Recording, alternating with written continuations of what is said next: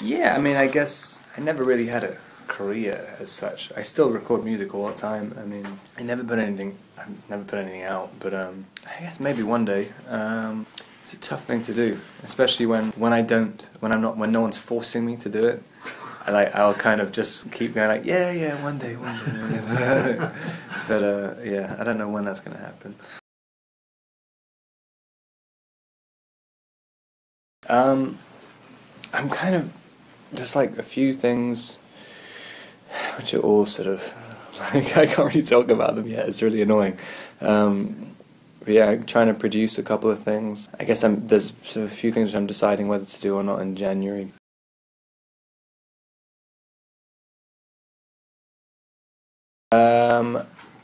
Sort of. Some of them. but I mean, nothing's in concrete.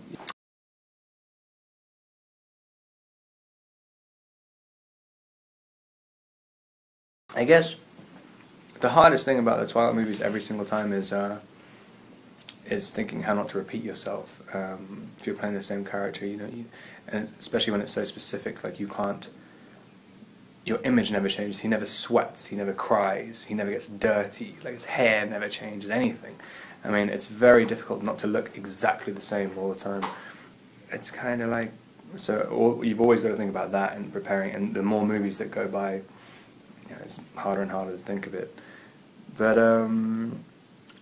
I guess this one was specifically different because I don't know. He actually changes for a second. He's suddenly kind of a slightly different part, and I don't know. It actually became easier to prepare for it. I felt like it was more natural. Like I don't know. I never really know how I specifically prepare for stuff.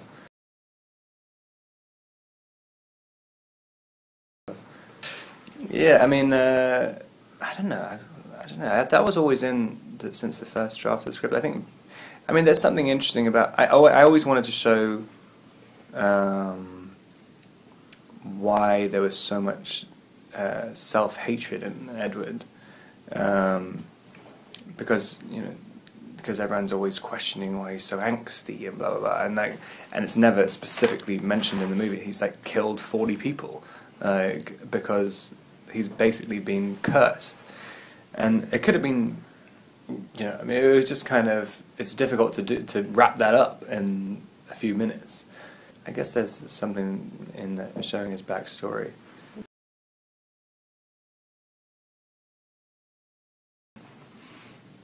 I remember I had to go on the international press tour for Water for Elephants the next day. So we were shooting a night shoot, and I had to go about 2 hours later. So I had to go home and pack, and then go on to it. So that was my last day. It was really exciting. But but me and Kristen did another last day basically in the Caribbean, when we had to do like one additional shot or like 2 additional shots, part of the honeymoon stuff, and that was amazing. That felt like a really good farewell, but there was just no one else there. It was just me and Kristen and the crew. But just waking up, just spending all night on the beach, and then the sun started coming up, and everybody has cocktails and everything. That was a really nice way to say goodbye to the series.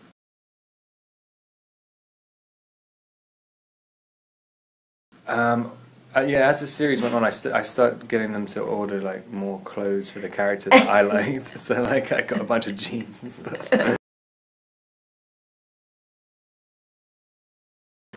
I mean, people are always going to just follow their heart. I mean, there's nothing you can do about it. I mean, and sometimes, I mean, it's horrible when you fall in love with someone and you've got to sacrifice a lot, but you can't. I mean, if you tell them not to, then they're sacrificing everything. So like, it's kind of, it's a horrible situation to be in.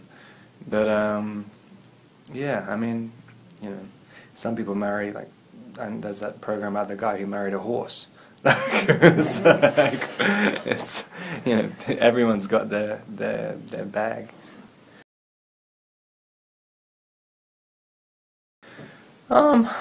It was like, I mean, we shot all the exterior stuff in Brazil, and in the Caribbean as well.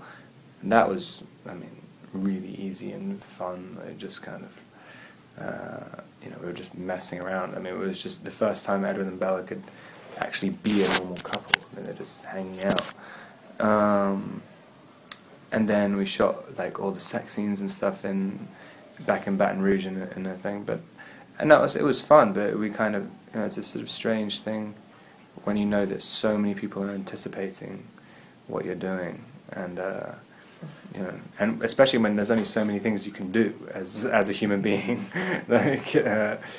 So it was kind of odd, but it worked. I mean, but Bill made it a nice situation. I mean, it was easy. Yeah, I guess so. I mean, you just kind of learn to accept some things, but at the same time, it's so utterly unnatural, like that. I mean, anyone who can really just commit to that being reality, I mean, you're really setting yourself up for either major psychological problems or like, just major psychological problems. Either way, if it stays with you, you'll go completely crazy, and if it goes away, you'll go even more crazy. So I've kind of compartmentalized it, and it's always just on the sidelines of my life. So I've never, I mean, I've learned to do that more. I mean, the first couple of movies and the first couple of experiences I had with people going crazy and stuff I was very much there, and I really know what that felt like, and it's crazy afterwards. I mean, if I experienced that the same as I did on the first one, like I'd be so exhausted all the time, because it's like I remember then when we did a mall tour for the first movie, I'd have to go to bed afterwards, and so like I mean it's weird when so now I've kind of got a sort of alter ego where you can deal with huge crowds and stuff, and I mean, because you have to because if you're acknowledging all your insecurities and all the other problems in your life when you're dealing with the whole crowd, I mean you'd go totally crazy. I don't know. I mean, it's kind of, I'm glad I don't have to constantly be working all the time, because I've had to, knowing that you have another Twilight movie every year, I've had to try to fit in other movies in between, and because I didn't want to just do 5 movies playing Edward and suddenly have to do one new one afterwards. So it's nice to just have a bit of time to think about it.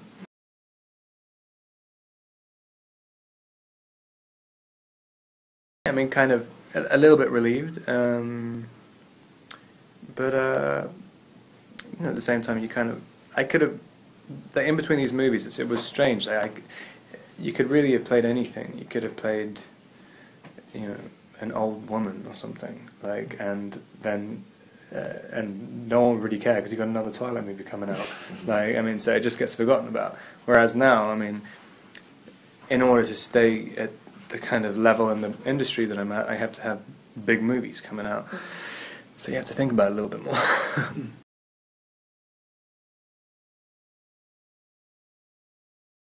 Yeah, I mean, like nothing which is like really specific, but I just go by feelings. I mean, theatre is something I've always been interested in, but I think I still have to wait for a while before I feel like. I mean, I feel like if I do a play now, it would feel like a fan convention. I mean, I don't see why it would be any different, because it's just, you just stand on the stage, and if you come onto it, if I ever did a play when you come on the stage and people scream in the audience, I don't think people are going to take it very seriously. Yeah, but I mean, at the same time, it's like I didn't grow up watching theatre. I grew up watching movies, and I got into it to do movies. Okay. And so, and I liked doing amateur theatre before, but it's not my absolute priority. I kind of, the one time I did a professional play, I got fired. So it was it doesn't make any difference to me. And in film, you can avoid those situations, and you can work with, I don't know, there's it's a very different world. I mean, especially theatre in London compared to, it's much more open. The film industry is much more open than the theatre industry is. You have to really pay your dues in the theatre, whereas in film you can just come from nowhere and work with the best people around.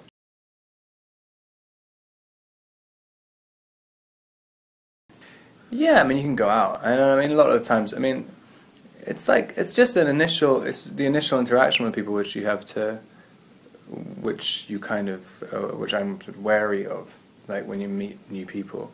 But I mean, it only lasts for like, I'll judge if someone's trustworthy or not within like 2 minutes. I mean, like, whereas most people don't initially distrust someone like instinctively when they first meet someone. I mean, it's just a kind of 2 minute thing. I mean, I'm not so cynical and jaded that I think everyone's out to get me or whatever. I mean, I'm just a little bit wary of things.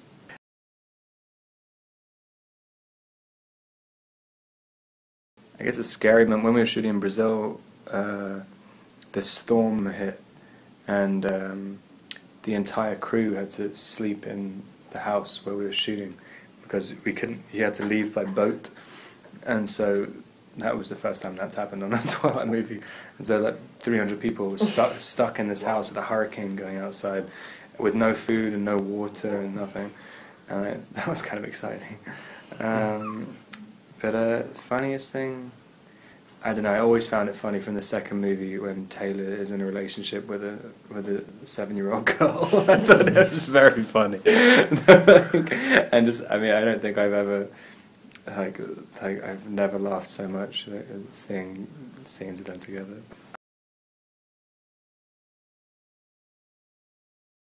I mean, it's much easier for me to just be able to just go all the time. I mean, I still feel like I'm not too old to be living like that. I've got a dog, and that's the only thing that makes it a little bit more difficult. Yeah. But really, it's always great to just it's just easy to do that. Still have just 3 suitcases, and that's it.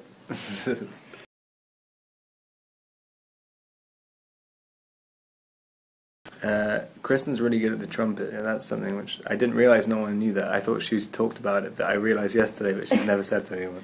She learned how to play on Breaking Dawn. She's good. She's a natural. And the regime which he has to go through. I mean, he works out up until the moment where someone says action. It's insane. I mean, like I've never people think, it's.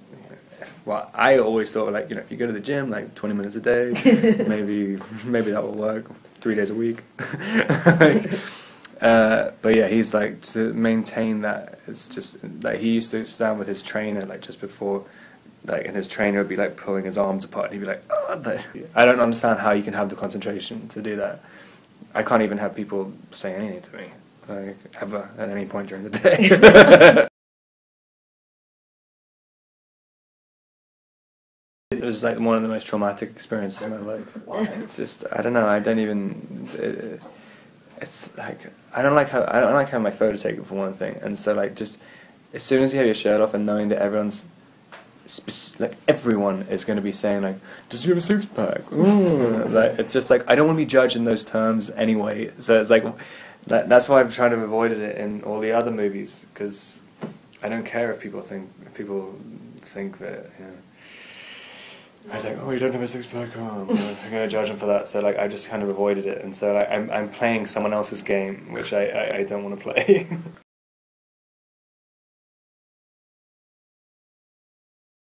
I don't know about specific, but I mean, in general, the only thing I want to do is just someone with a lot of energy, because I played quite a few parts which are very much about stillness for a while. Yeah, I just kind of, that's the one thing I know, like, about what jobs I want to do. And that's literally what I tell my agents. That's it's kind of very, very open to anything. But, and so there are a few things like that which I'm hopefully going to do next year. Thank you very much.